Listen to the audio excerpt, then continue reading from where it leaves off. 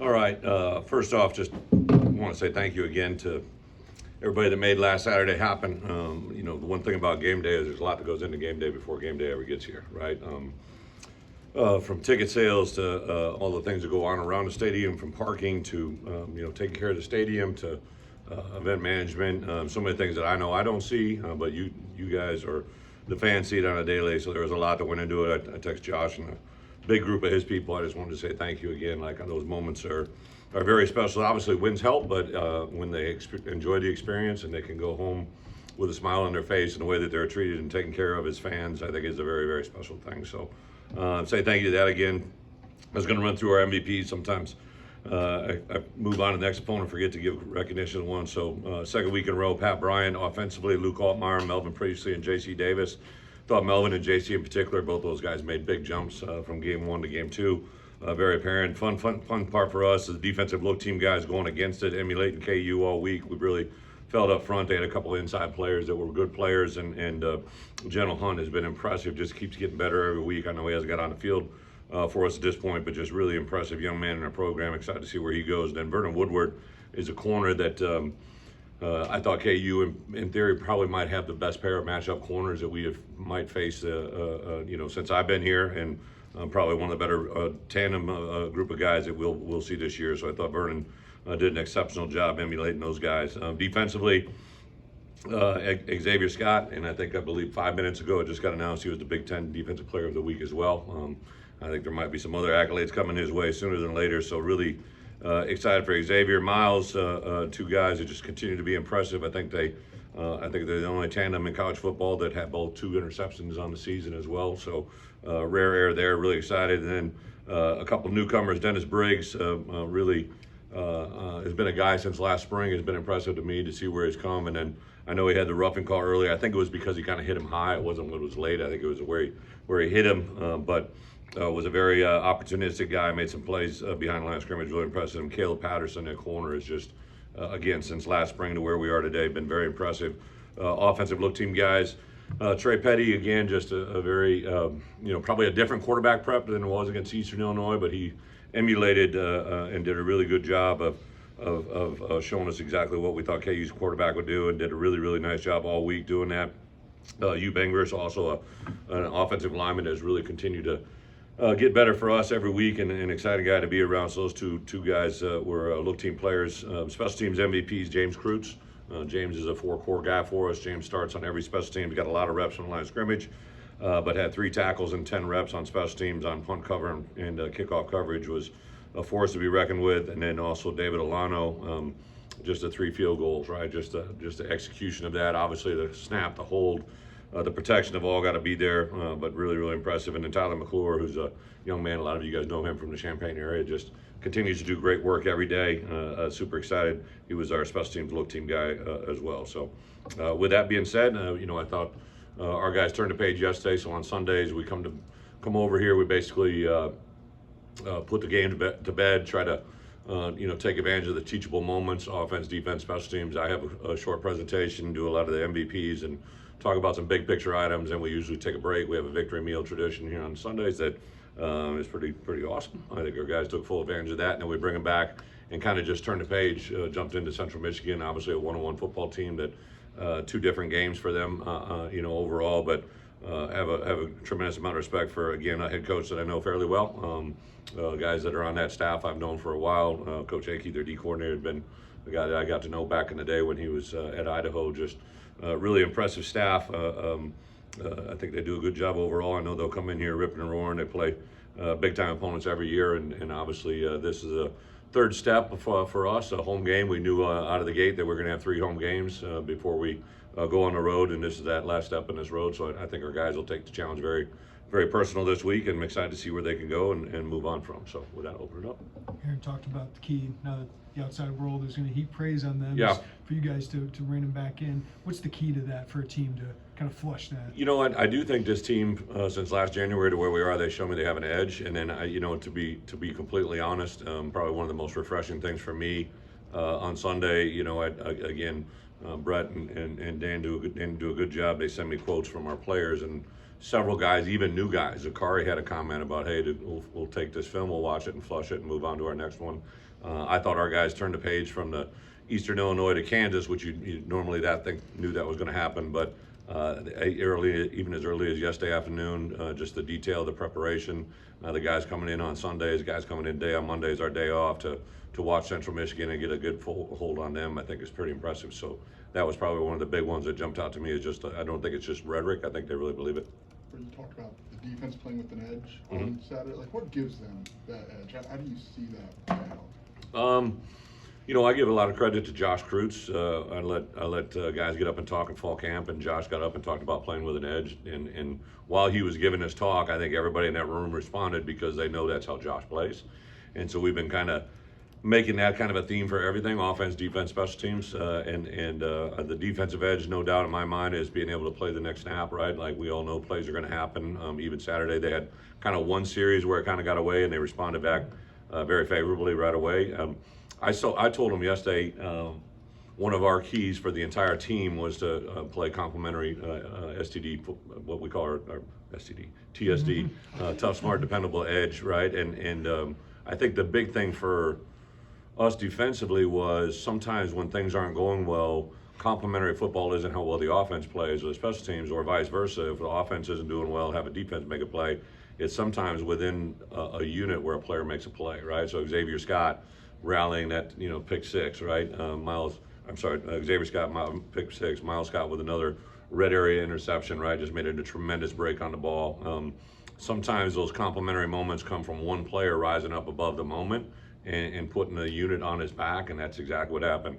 I tell you, a critical play for me, this is the second week in a row where, we put Mac Mercedes back to the punt returner, has had zero issues last spring, all fall, right? And we gave him another opportunity this week. So where that goes this week, I don't know. But I will tell you this. We commonly talk about is not what happens, it's how you react to what happens. And to have a young man drop a punt deep in our territory, and he fought his tail off to get that ball back, right? There's a swarm of KU players that are going to be all around it, and he came out of that pile with the ball, which obviously was a tremendous point for us to not only give up points, but also to put that ball on a 20-yard line. So again, a really bad moment where someone can feel sorry for themselves or respond and have the proper response. And his proper response within a split-second reaction was absolutely phenomenal. You mentioned it after the game on Saturday, but their stats, I know it's only 2 weeks, but Luke's on deep balls is one of the more efficient guys in the country on deep throws. Is there something, Barry has said he's always felt like he was talented in that regard. Is there something different that you're seeing from last year to this year on that? So one of the things that happens a lot as coaches, and then I would say this is probably more of an NFL thing, and I meet with the scouts every day, is they like comparables, right? And they who are people like, and the one thing I've always said about Luke since I was first around him, even when I watched his early tape, right, and then got around him in the first spring, he literally has all the touches, right? Sometimes quarterbacks have a good intermediate ball, but they may be struggling a deep ball. Maybe they are great on soft touch, but they can't fire one in there. And Luke has been a very impressive quarterback, and all the ones I've ever been around. He kind of reminds me of arm talent-wise, since I've been around him, of Brandon Allen, who's a young man that's been in the league about 8 years, that kind of similar demeanors, personality. Now, Luke could be Red Grange out here running that race compared to some of those other cats he's running against, although I know he got beat on Saturday apparently. But, Brandon was a good quarterback who really couldn't run very well, right? And Luke has, even on that quarterback draw, right? Like him to sift through there, his vision is really good. But I think the conversion rate is probably a little bit of a combo platter between our protection, our delivery of the football, and then also just you got really good players he's catching the ball to, right? Like obviously Pat's been very, very good. You saw the deep connection to Zakari, right? I'm going to tell you that Ashton Hollins and Malik Elzy are very, very good deep ball threats as well. I think with that size and that speed, because now their catch radius is just a lot bigger than small receivers. So really good there. Coach, you're just outside that top 25 this week. I think you're next team. Yep. Does that matter to you at all? Is it a big deal? point out the guys today or not? I didn't. The only thing I pointed out was the guy that locally votes for us voted as 24, right? Most people that are around programs vote their home team up really high, right? I mean, that's something that happens, Who right? does that? Who's the voter? But I think the great thing, right, there is just, you know a lot about us, right? And I think the part you should do, right, is champion the moment for all of us, right? Like, I know it ask that happens question commonly today. amongst other places. I've seen it happen at 3 different places I've been at. So when your only vote matters, like So I'm just one next asking, week. yeah, well, I'm just telling you, right? Like, I'm not asking for votes, I'm just telling you to vote with what you know. So I think the part that our players, I think from the outside world take respect in it. I think we'd be oblivious to the fan base, think it doesn't matter, right? And then also just in today's world, social media where it is, stuff like that is good. But, you know, I don't vote on the coaches poll for one reason, right? I don't want to have anybody talk to me about the way I voted, right? I used to vote on it all the time, so I refuse to vote on that poll. And it doesn't really factor into the ultimate poll, which is a CFP, right? So right now, without that ranking, that's the only thing everybody gravitates to. But I think our guys have had an edge for the right reasons. They want to play football, they want to win games.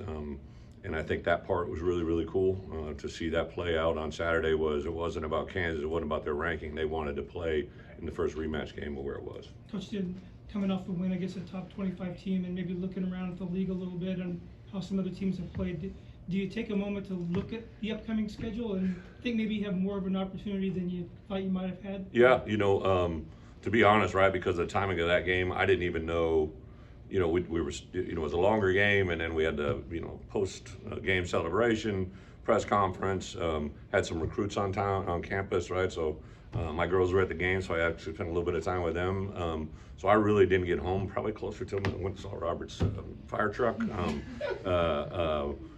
So it was like 12, I think it was like a little after 12, but I got to see the last phase of the Oregon game, right? And then I flipped on my phone and started going through scores, and I raw, you know, last time I heard the Iowa score, I thought they were up, right? I saw a little bit of the Penn State game just because we'd sat around in the hotel. I'd watched the Northwestern game the night before, so we always pay attention to what's going around us, right? But on Sundays, I usually take a moment with our team to kind of just talk about what's in front of us and what's ahead of us, right? And I would say I would paint a picture like what you're saying, but I do think our guys understand the moment they're in. You know, to be a 2-0 football team here at Illinois out of the gate is an awesome feeling. A chance to play a homecoming game against Central Michigan. Hopefully get that crowd back to a similar state, right? Like whatever number ends up showing, I think they'll be excited. It'll be 11 o'clock kickoff, which will be the first one for us this year. So I know that's a challenge for our guys, but a lot of things to be excited about. Is there extra recruiting after a win like that, Brett, on Sunday? Well, you know what was unusual is just on the field, right? Like I had guys come up and grab me, and like first year little, you know, my family was out there, so I was my little one was a little bit rattled. But then I just, you know, like I know one 2026 offer grabbed me on the shoulder, right? And I saw him and his dad. And then because of the timing of our game, I come to the stadium about 2 hours and 15 minutes ahead. I met 3 2026s that we had offered that were pretty prominent kids in our recruiting process. But there was probably, I think, nine total 2026s that were here with offers in their hands. We had several committed guys that I hadn't been able to see, and to see a lot of them out there on the field was pretty cool. And then, yeah, my phone was busy on Sunday trying to hit those guys up. And also have gotten a couple calls since that time too, right? That, you know, people that were maybe not feeling the same way about Illinois maybe 6 months ago. But you guys did a little shuffling minimally on the right guard position on Saturday. What are you seeing from the interior of the line? What are you guys trying to sort? Well, really, Zai, since he's been here, we've rotated guys in at that position. So, you know, I'd say the Eastern Illinois game, because of the way it flowed, I wanted to stress our ones. I didn't let our guys. I didn't want them subbing out. I wanted the guys that started the game to start the second half. I wanted to go a couple series. So there was probably a little bit of that game was different from what you'll see in the future. But I think we wanted to rotate guys in at right guard. I think as a whole, that was the only position on the offensive line that we had that planned in. It kind of happens naturally of almost all other positions because D linemen sub all the time. O-line is one of those really rare breeds where if you really want to rotate, you probably have to have a pre-thought rotation. And I think you'll see more of that, especially at the right guard, maybe a little bit of left guard, and see where it goes. But super excited about the growth of that line, and I thought Zai played a lot better game than he did the week before too. You know, it was a sold-out game, comeback victory. As a head coach, do you ever rank this win? Like, was this one of the best wins you've had at Illinois? It's the latest one. You know, they're all really good. Like I mean that with all due respect. Like anytime you get out on top and get away with a W, I've said in the past, like a very wise man I grew up under always told me to celebrate all the ones you get on the right side of, right? So I definitely felt good about that. I think the teachable moments are so much more realistic and better heard on wins, right, than losses, right? So one of the things I really stressed to my staff, because we got a lot of new people in the room, but I was very proud of our staff, right? On that rematch game, defensively, Aaron and that defense staff, I thought offensively to come back and respond. We started off kind of on fire, had that takeaway early that kind of put us into a lull, and then to have the response in the second half was awesome to watch. So I really wanted my staff to hear me on, hey, we've got their attention. Let's take care of these teachable moments, right? Because there was a lot of things on film that we need to clean up, and then our opponents will see. So as far as rankings, they're all pretty good, man. To get a win at home in front of a sellout crowd, I realize that's a big deal here, right? And very opportunistic. I saw some of our best donors, right, and some of the people that are very critical to our success here had a lot of. I can't even.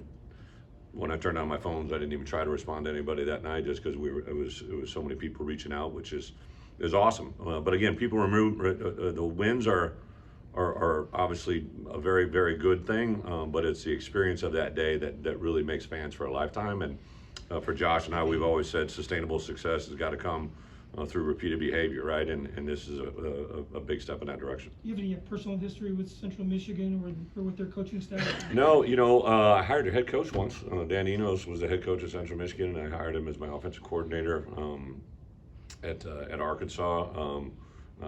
Jim and I've, you know, back when he was head coach of Florida to where we are, have really just kind of crossed paths in that regard. It's kind of same temperament, same personalities. A great dude, and I know several coaches on their staff. I've got great respect for anybody in the MAC. I called Thomas Hammock on the way home Saturday night. His wife and I, or my wife and I, love Thomas. Thomas was with us for a long time at Wisconsin.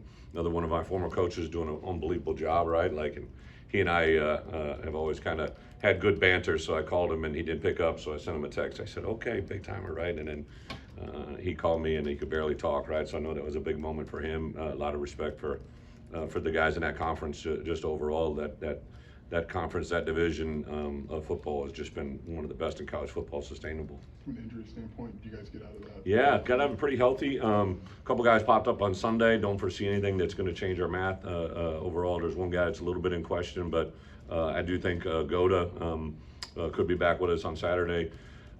T. Strain, who had been a guy that projected to play a lot of snaps for us, he was cleared. I think he got cleared on Wednesday. We felt good about it, but I just didn't really want to go. And then we played well and whatnot. So he did get on some special teams, so he'll be back there more and more. Along those lines, Canan was such a big part of what Yeah. you guys did defensively last year. I just don't feel like we've seen him in that regard. Like, is he fully back? Yeah, he's fully back. He got cleared really literally right about before we started fall camp. I think Canan would be the first to tell you, like, he's literally one of the best DNA guys in our building, right? Just like he believes and loves the game, the way he's trained. I think I go back all the time to when I first called about him in recruiting, and coach said, like, Bret, I don't know exactly what he's going to play. I just think he'll play, right? And developed in our program so good. I think that injury was just a very intense injury, and he's back, and I know he's cleared, but it's probably not quite the same at this point. But he's doing an incredible job for us on all four phases of the kicking game. His intentionality is awesome. He shows up every day to practice. We have played Saturday a lot more defense with two linebackers on the field. And he just, because of the timing of when he came back, Ryan Mead had taken advantage of the opportunity. Ryan's playing his best football. Dylan Rosiak is playing at a high level. Cruci had done a really nice job. Malachi Hood had done a nice job. So really, just to get out there and take advantage of the moment, there haven't been a lot of them out there. I think we only played, if I'm not mistaken, the Eastern Illinois game, we only played about a half a dozen snaps with two linebackers on the field. So the chances just really haven't been there. Dating back to the Northwestern game, Miles Scott's got an interception in 3 straight games now. Mm-hmm. Do you use him as maybe an example now of if you're broaching position change with somebody's like, we're doing this for a reason, we see this could be something good for you? So Yeah, I did it actually in our opener because he intercepted one against Toledo, ran back for a touchdown, right? So I've used examples of the past, right? Guys that played multiple positions in high school. My only regret with Xavier is I didn't do it the spring before, right? Like, I mean, I just think he built a skill set there that was really impressive and exciting for us. And now you're seeing the benefit of just repeated behavior, right? Like Miles, now he just looks different, right? I saw him, he hollered at me when I was going into an academic Zoom this morning at 11 o'clock, and I heard somebody yell, but I didn't think it was Miles because I saw him, and then I turned around and, man, he just looks like a defensive player now. He's thicker, he's stronger, he's athletically, you know, just got the look of a DB now. I think he's fully done the transitional switch and made the official crossover. I'm going to my XM radio content this morning. I'm trying to get these guys a little promo. What did you see from the run game to get that going moving forward? What do you want to see? Whether it's Well, again, I think I see a lot of talented guys. Obviously, I'm sure people were surprised at the end of the game to put Khalil Valentine in there, you know, but I went in and actually gave Thad a handshake hug on Sunday morning because he's the guy that made that decision to put him in that moment. And I think when you have position coaches that have the confidence to do that, speaks volumes, right? Like, I'm not saying it won the game, but that was he kind of came in and did something a little different there that gave us a couple of first downs. But on the flip side of it, you're right. I believe one of the critical, crucial plays in the game was a 3rd and 9 conversion to Kaden Fagen as a run. I don't think people have probably had that one on their bingo card, right? Like to get a key conversion on a 3rd and 9, basically the 4th read for Luke to get that. And then Kaden, he was short of the sticks. Kaden leaned over and got it. Also, Caden's that 4th and 1 early in the game was a big play. So I think we've got multiple guys. Aiden, it wasn't quite there yet. He got cleared, but he had a little soft tissue injury coming out of the opener that kind of repeated back up yesterday. So he's cleared. He should be good to go. But we didn't want to stress him on Saturday after he got rolled up once. Fred, in terms of Caleb Patterson, did he need last year to have the success that he's had? Yeah, I think some of those junior college guys, right? Just like you know, first when we saw Caleb on film, I'm like, whoa, right? Then you go see him in person. And I remember I walked in the door and saw him physically, and I'm like, whoa, this is longer than I'd actually thought, right? And then, but I think sometimes when those and again, he was a full academic qualifier, right? So we put a lot into finding junior college kids that are full high school qualifiers, just because I know you're dealing with a person that can be successful here at Illinois. And I thought he might come in and play, but after a while, you could see he had the confidence. It was a big turning point for him last year. We put him in as a guy that defended their flyer, right, on the punt team, which is probably one of the toughest draws to play in college football, to be quite honest, to put you on an island and defend a guy that, you know, is running full go at your punt with a ball in the air. He did it unbelievably well. Really jumped out to me, so I knew it was coming. And then really just the diligence from the spring, the summer, the fall. I thought him and Corey, the connection those two have made have been really good. I couldn't be happier, you know. Torrey Cox played another pretty good game as it goes. I know T. Brooks didn't get in, but T. Brooks probably had his best week of practice out there to put himself in a position, hopefully, to be there. Jaheim Clark had his best week of practice. So now we got 3-4 corners that you feel comfortable with, and that's good. And that's taking Xavier out of the mix because we're going to play T-Strain inside. But Xavier just continues to, you know, I can't say enough about that young man. Like, he's just opportunistic, tough, intelligent. Really impressed with who he is and where he's becoming. I think that allows those other guys to play well around him. Is it tough to move him off that position given what It is. You know, actually, when T-Strain got dinged up that day of practice, I literally told the defense staff, and I told you know, you talk to your wife a lot, right? So I said, should anybody get hurt today? I said, actually, we had a guy get banged up during fall camp. I said, but this might be the best thing because I actually think Xavier might be our best. It might put our best DBs on the field, right? To have him in the lineup as a star and to have those other guys at corner. So I'm excited where it's going, but I do think depth is a really good thing. Right, your defense has caused 8 turnovers in the first 2 games, only given up 17 points. What have you seen from Aaron and them these first 2 games in the year? You know, I think they're just opportunistic. You know, I said I think after the game, CTO, TTY, catch the ones they throw you, and our guys have had a couple thrown to them. They're making incredible breaks. I mean, Miles Scott again. You know, it was a cover 2, actually a bust to the field. It should have been 2 deep safeties there, and then he just read it, baited it, and then drove himself into it. Xavier, just to hear him talk about it, but also to see. So I showed the team. A lot of times defensive plays are missed by that much, right? Like just that much. And it's usually when they see something they don't totally trust and believe it to accelerate as fast as they need to make. And Xavier Scott saw that one. He knew what we were playing, which put him in the call literally put him in that position to make that play. But it's one thing to be in the position, it's another thing to do it. And he pulled the pin, ran, caught it at its highest point, and then obviously accelerated it. Didn't love his post-game celebration, which we had a comfort about. Also had a coming to Jesus moment about his video capabilities in the locker room, which we don't need any film producers in this market. It was so ironic, right? The week before, I was sitting at home because we played on Thursday night, and I saw these Instagram live things happening with locker rooms, and I went to Brett Moore and Pat Pearson, and I said, hey, have any of our guys ever done this? I've never seen it. I've never been on Instagram in my life. And they're like, Coach, we haven't done it. And I literally put it on my list to cover on Wednesday or Thursday with the team. Just kind of got caught up in the moment. I didn't really want to be a negative Nelly, so I'm like, okay, well, I'll go at it, and bingo, right after the game, right? That one popped up. So it should be a quick curtail to that moment, I think. But also, it's fun to see our kids grow. It really is. You mentioned on Saturday, like, obviously Zakari fit a need for what you guys wanted roster-wise, but you kind of alluded to you guys fitting a need for him in his career. So what's the value of that when those two things? You know, Zakari, I mean, I know you guys, he doesn't really love it. Even when they came up to me and said, let's put Zakari in a press conference, I go, does Zakari want to go to the press conference, right? Because sometimes he doesn't want to talk. But I thought I saw him last week step up his game in preparation. I know I witnessed it, right? And then the way it kind of unfolded in the game, and I knew that early touch or that early turnover. I do want to talk about ball security, right? Because I think that's something he can improve. One of our goals this week is everybody to improve individually, including me, right? So one of the things I'm going to really challenge him is the things that are going to prohibit him from being the maximum him, right? Because he's got incredible talent. That sideline toe touch is special. I mean, I know the vertical one-hander. I've seen him do that, several times already.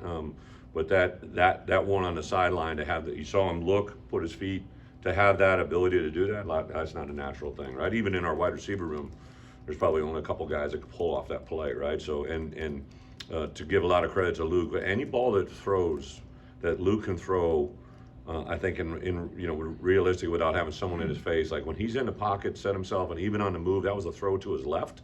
Like you throw that's Aaron Rodgers stuff, right? Like I'm not saying it's Aaron Rodgers, but like one of the things that was tough to defend Aaron Rodgers was his ability to escape to his left, right? And as a defensive unit, you always know escape to the defensive left, to their right is always a big deal with a right-hand quarterback. When you got a righty that can throw going to his left, that's Mount Everest error. That's rare error. That's just not a common thing. Coach, it's homecoming. Is that an opportunity to visit with some former players? How important it is to keep those guys in the Mikey Dudak is our guest captain. I'm excited about. I remember playing against or coaching against him, and then I met him at a function. I'm just like, man, this kid's going to be a guest captain. This is great, Mike Dudak, right? So I call him, and I'd actually contact Kurt Kittner. Kurt was going to try to do it, and then Kurt's coaching his son, so his youth football schedule got in the way of him being a guest captain, but we'll get him back sooner than later. So I called Mike, and I know him, but I don't know him well. And I said, hey, would you be interested in guest coming? He goes, yeah, I've been kind of waiting for this call. I'm like, oh, that's classic, right? So I took the zinger. But homecoming is great for everybody else, right? Like, I'm telling you, another bus ticket. If you can see Justin Moore Friday night, that's a good buddy of mine. Literally one of my favorite people in this world. I won't be able to watch him. My wife, I'm sure, will go take in some attendance. But Justin on Friday night will be a great start to the homecoming weekend. We had the tradition on Sunday, which my kids love it. Like, we went to dye the fountain orange on Sunday morning, and was absolutely awesome to see that experience again and see all the people after the run. I think the homecoming world is great for alumni and fan bases, but I don't think as a player, I don't know if there was homecoming, right? Like, you just don't experience it. But it's definitely being talked about from the outside world. So we made our guys pay attention to it. Luke has had a clean sheet on the turnover side, no interceptions. Is his decision-making taken even another step since last year? Luke's, obviously everybody's going to go back to the Penn State game, right? But Luke's comprehension and understanding of football is at a high level, right? Like, so we have meetings where it's just kind of me. Barry's in there sometimes, but then we have a one on Friday where it's just me and the quarterbacks, and I let them have the clicker, which means he has the remote, right? So he's running through plays, and Luke's ability to speak with confidence and volume, and then it's kind of fun to watch the other quarterbacks speak to Luke, right? And what we got going on in that room is really pretty awesome. And I think, Luke has the ability to understand where things are, how they're going to play out. He really, whenever I've talked to that young man, even going back to last year when it wasn't great, like, he tells you what happened. He isn't like hypothetically guessing. He's not like saying, hey, I saw this and I did this, right? Like, he tells you what it is, and his response and his ability to make the most of that moment is really, I think, changed. That's the biggest differential from last year to this year.